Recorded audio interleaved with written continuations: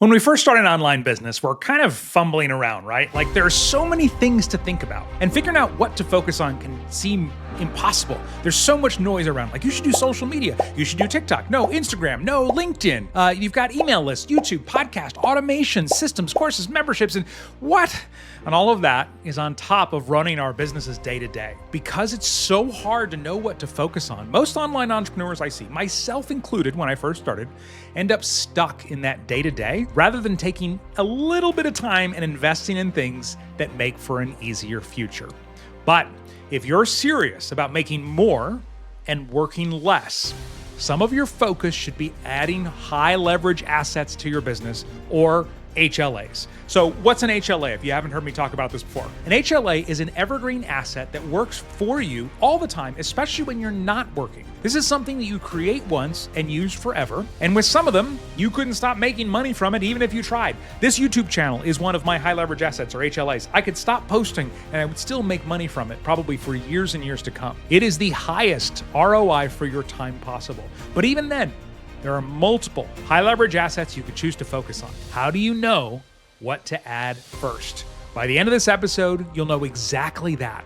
And choosing the wrong thing means slowing your success way down. Welcome to Done by Lunch Entrepreneurs, where every episode is designed to help you run and grow your business in half the time. Oh wait, are you done? So you can move on to other things that give you purpose. Oh, one more thing. At the end, I'm going to share one shift that can make whatever high leverage asset you create 10 times more likely to be successful, no matter what you choose, okay? My name is Jerry Potter. Yes, it rhymes with the boy wizard. And once we realize that the online business we all want requires high leverage assets, or a few of them, here's how to decide which one you should focus on. And just so we're on the same page, this assumes that you've already got an offer that converts, that people love, right? That's kind of the definition of a business. I have a thing, I sell it, people buy it, and they like it.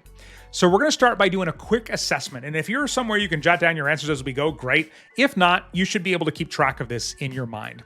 So our online businesses need three things, okay? We need traffic assets, conversion assets, and delivery assets. Now, again, if you already have an offer that converts and happy people, you already have all three of these. Like you already have a way for new people to discover you, that's traffic. You have a way to convert those people into buyers, that's conversion. And you have a way to deliver whatever it is that they're paying for. But they may not be high leverage. For example, if new people discover you because you're outwardly engaging in Facebook groups or on Instagram, posting every single day, that is a traffic asset, but it is not high leverage. That is actually how I got a lot of my traffic before I had my first traffic high leverage asset. I was basically going out in Facebook groups and just helping people, answering questions. Then somebody would look into me, join my email list, and move on from there. But it wasn't high leverage. These low leverage assets, we'll call them, odds are if we stop doing those things, the new leads would stop coming in probably within a week. So do you have a high leverage traffic asset, like a YouTube channel that's successful, an engaged email list that you can sell to over and over again, a successful podcast, a paid ad campaign that's working really well and you think will continue to work for years to come? So that's the first thing. Do I have a high leverage traffic asset? Next, what about conversion assets? Maybe you sell to people by getting on discovery calls or sales calls, doing live launches, emailing back and forth with people. But high leverage conversion assets are generally things that sell without your involvement, like an automated email campaign, an on-demand free training like a webinar, or high converting sales pages. Do you have any of those? Now, I get some enjoyment from live launches. I still live launch, but they can also be really emotional and stressful. So I love that I have conversion HLAs so I don't have to be live launching all the time. And when it comes to delivery assets, maybe you provide services for clients, sell something you create by hand, maybe you do one-on-one coaching or consulting. I started off doing one-on-one coaching and consulting. That's how I made my money. All of those that I mentioned, though, are great forms of delivery, but high leverage delivery assets are scalable. Things like courses, memberships, group programs, digital products. Do you have one or more of those? Once you've completed that assessment of your own business, which categories don't have any high leverage assets? And it may be all of them. That's okay. That's where we start, is with 0 high leverage assets. Next, we're going to decide which gap in our business to fill first. And there is a prioritized order to do these in. Now, there is a common quote In entrepreneurship, in content creation, if you build it, they will come. It was paraphrased from a movie, and it is a beautiful sentiment. The idea that if we create a really good offer, a membership or course, a free training like a webinar, that the right people will find their way to it. If you build it, they will come. Is a beautiful sentiment, but it is not true. I have built many things that nobody showed up for because I didn't have traffic to send there. Because of that, if you don't have a traffic HLA, that's where you start. That is priority number one, hands down. Eliminating the worry that comes with wondering where your future clients and customers are coming from has an exponential impact on your business, your mental health, and most importantly, how much you have to work. Now, my favorite traffic HLAs are YouTube channels and podcasts. Unfortunately, what happens is most entrepreneurs put those on their someday list. Because YouTube and channel, let's be transparent, YouTube channels and podcasts take more work in the beginning, right? And usually don't give instant results. Very rare that you would put up one video on YouTube and all of a sudden start getting leads from it. So because of that, they rarely become a priority for online entrepreneurs. But here's what you should know. YouTube channels and podcasts are bamboo HLAs. Yes, I said bamboo. Here's why I call them that. There are some types of bamboo where you may have to nurture them for a while in the beginning, but then they kick in and they can shoot up 90 feet in 6 weeks. But here are 3 more things about YouTube channels and podcasts that people often don't spend enough time considering because they're so focused on the fact that they don't kick in on day one.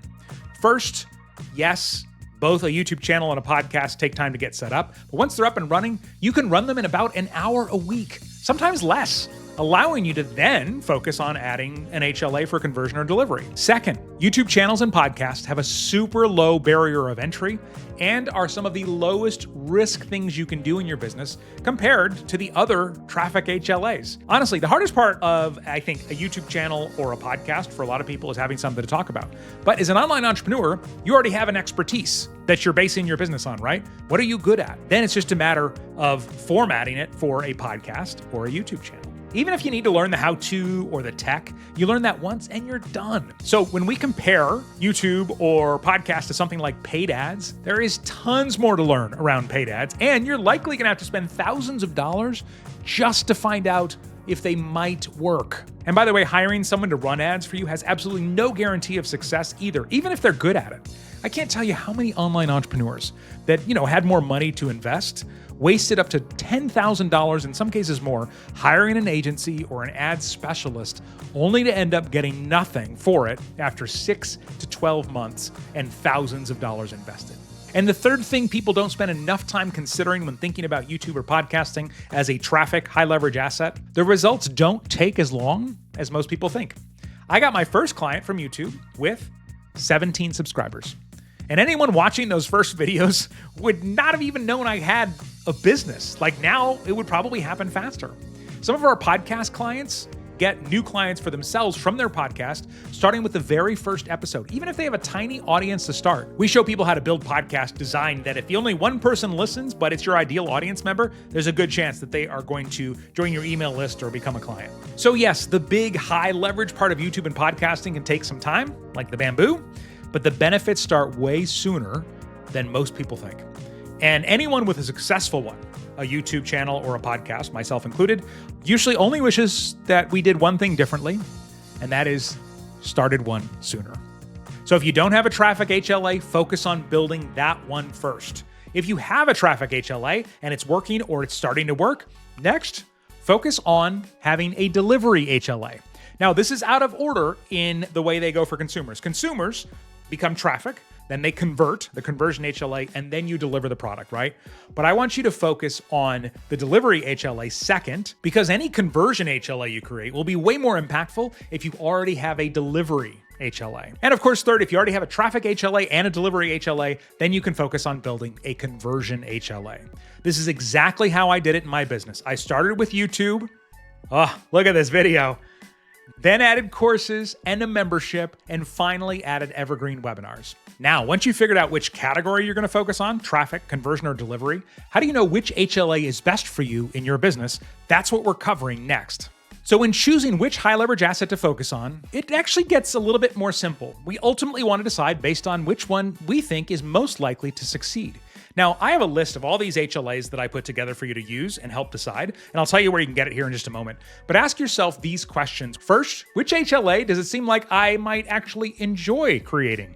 Always a good sign. Which one sounds dreadful? Oh, I definitely don't want to do that. Which HLA will be the hardest? Which will be the easiest because it utilizes skills that you already have? And one of the most powerful questions to ask ourselves, which HLA might I be willing to invest money in?